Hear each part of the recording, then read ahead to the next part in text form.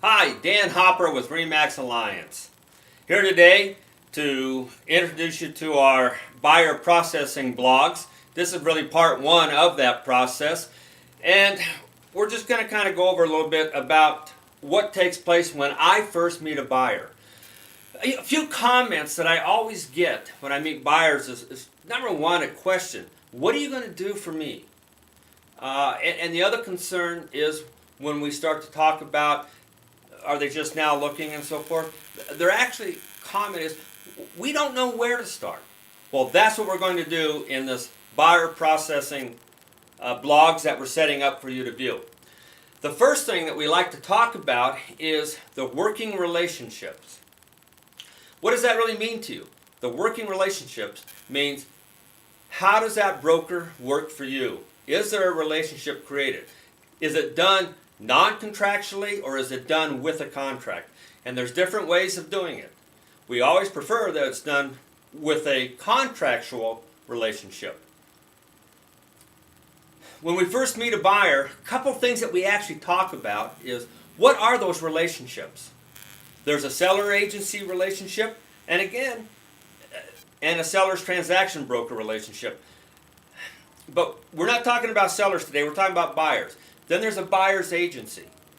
There's a buyer transaction broker relationship. Then there's customer. Customer we're not going to talk about today either, because usually a customer is somebody that actually goes to a home builder without being represented by a broker, which is a no-no. But if you happen to go into the sales office, the people there in that office, they are employees of the builder.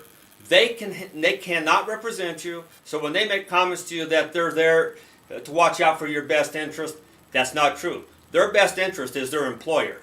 That's their relationship, is with their employer. So, if you're going to go look at new home builders, call me. Let me go with you and have a broker representation. So, let's kind of talk about the two that really do apply to you. Buyer agency, and the second one, transaction broker. And we're just going to briefly discuss, what are the difference of those two?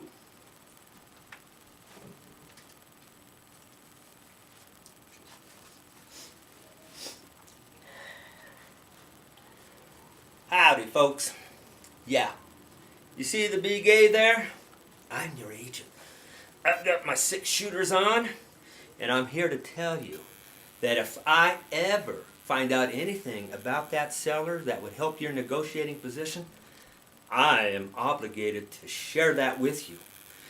That's one of those fiduciary obligations of being a buyer's agent and working in the relationship with a buyer as in an agency capacity. You must enter into a contract to do that. It's called confidentiality, and I'm obligated to share confidential information to you that we believe is going to help your negotiating position.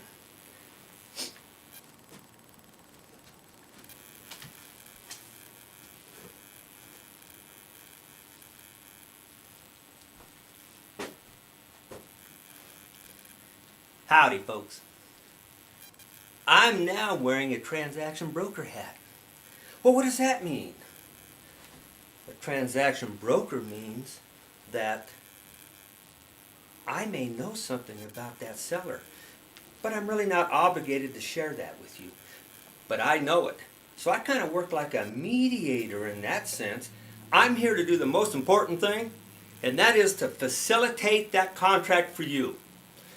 And we both make sure that we're watching out for your best interest.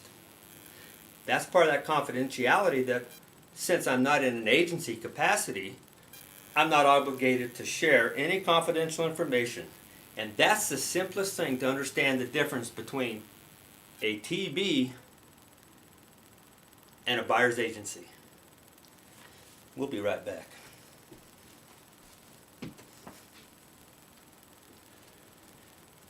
Anyway, just a little information. That's really the basic things. There's a lot more in detail, but we'll get into that at other times. The important thing through this buying process as it pertains to working relationships is know how your real estate broker works for you. That's how we stand out. You need to understand how we work for you, how we protect your interests, whether it's through a buyer agency or a transaction broker. Both of them can be written contractually. Just understand which one has fiduciary obligations and the other one does not. Anyway, call me if you got any questions. Contact me somehow.